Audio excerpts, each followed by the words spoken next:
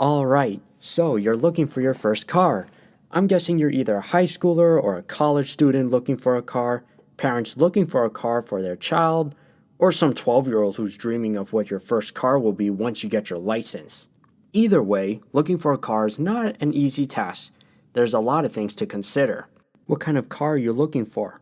What year, make, and model? Is it a sedan, coupe, hatchback, SUV? Are you planning to buy new or used? Well, here's a quick dumb video on how to go about your purchase. Unlike other YouTube videos, I'm not the guy who's going to recommend you a specific car because, well, one, some cars recommended online are not always the best idea or in your best interest. You got some videos out there recommending you to buy cars that are hellacious to maintain. You got some videos that suggest cars that are out of your price range because it is societally labeled or pressured to be cool.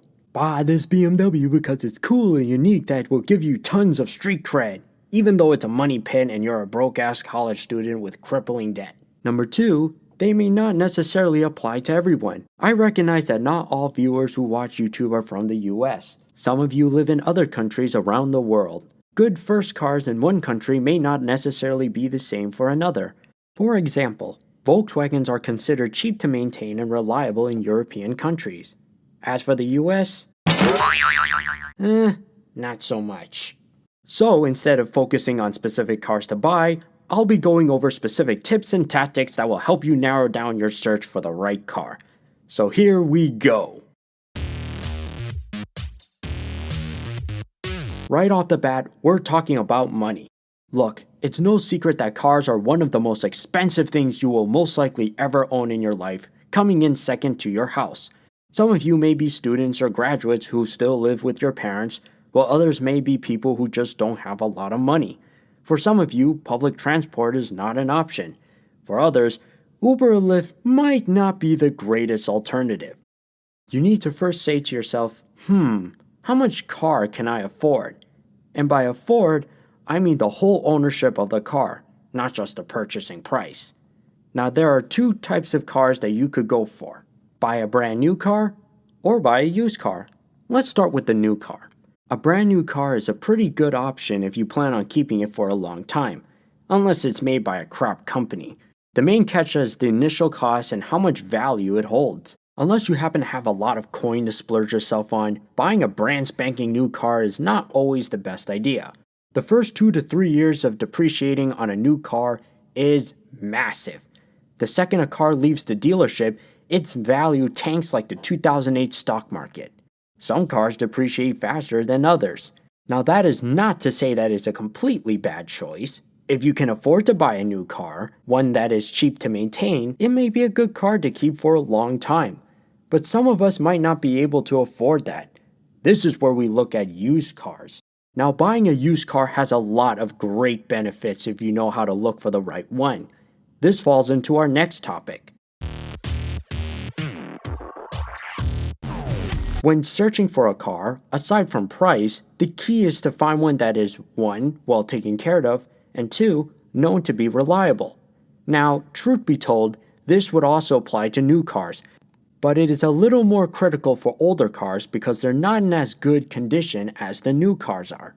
A car that is well taken care of means that the maintenance and condition of the car will be very good, which means that you don't have to worry as much about what needs to be fixed. We also need to consider the car's reliability. Proper maintenance on a car is good and all, but if the car is not built to last from factory, then all the due diligence maintenance and repairs is like putting lipstick on a pig. No, Jeremy, your Jag is not going to be reliable. Just accept that. Another thing to consider is how much space you'll need for your first car. The amount of space needed for your car should be correlated to how many friends or activities you have or do. Lonely, single, bored, and nothing meaningful going on in your life? Get a coupe. Some friends and some activities? Might want to consider a sedan. More friends and more activities?